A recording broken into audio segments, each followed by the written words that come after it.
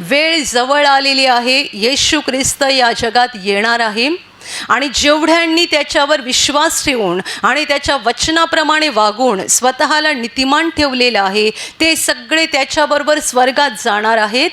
आणि ज्यांनी नीतिमान बनणं पसंत केलं नाही तर पापातच आनंद मानला ते मात्र अनंत काळच्या शिक्षेसाठी पात्र ठरणार आहेत. पापामध्ये पण आनंद असतो म्हणून तर लोक पाप करतात. पापाबद्दल ताबडतोब शिक्षा होत नाही.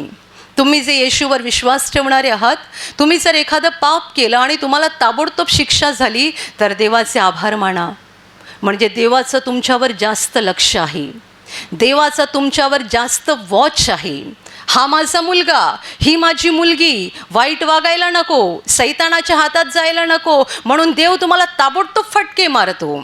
पण बऱ्याच वेळेला पापाबद्दल ताबडतोब शिक्षा होत नाही आणि म्हणून लोक पापातला आनंद घेत राहतात आणि पूर्णपणे सैतानाच्या हातात जातात. अंतःकरण स्थिर करा, अस्वस्थ होऊ नका, निराश होऊ नका. जगाला कठीण काळ प्राप्त झालेला आहे की लवकर शेवट होणार आहे, लवकर प्रभू येणार आहे. हे नीतिमान लोकांना घाबरवण्यासाठी सांगितलं जात नाहीये, तर यासाठी सांगितलं जात आहे की उठा आणि आपली तयारी करा, वेळ जवळ आलेली आहे. घाबरण्यासाठी नाही, हा घाबरण्याचा काळ नाही आहे, हा तयारीचा काळ आहे.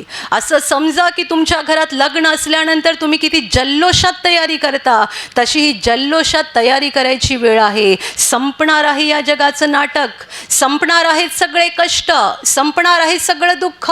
आम्ही आमच्या सार्वकालिक घरामध्ये पोहोचणार आहोत. अंतःकरणाची तयारी करा, स्वतःला सजवा, म्हणजे हृदयाला सजवत राहा, आपल्या आत्म्याला अधिक पवित्र आणि अधिक नीतिमान करा. या जगात जेवढ्या लोकांनी अश्रू ढाळलेले आहेत, मनापासून ज्यांना दुःख झाल्यामुळे त्यांनी अश्रू ढाळलेले आहेत, नीतिमान लोकांचा एकही अश्रू देव वाया जाऊ देणार नाही. प्रत्येक अश्रूचा न्याय निवाडा केला जाणार आहे. म्हणजे जेव्हा तो प्रभू येईल तेव्हा आपल्याला उचलून त्याच्या घरात म्हणजे स्वर्गात घेऊन जाईल आणि आपण अनंत काळ आनंदात राहू.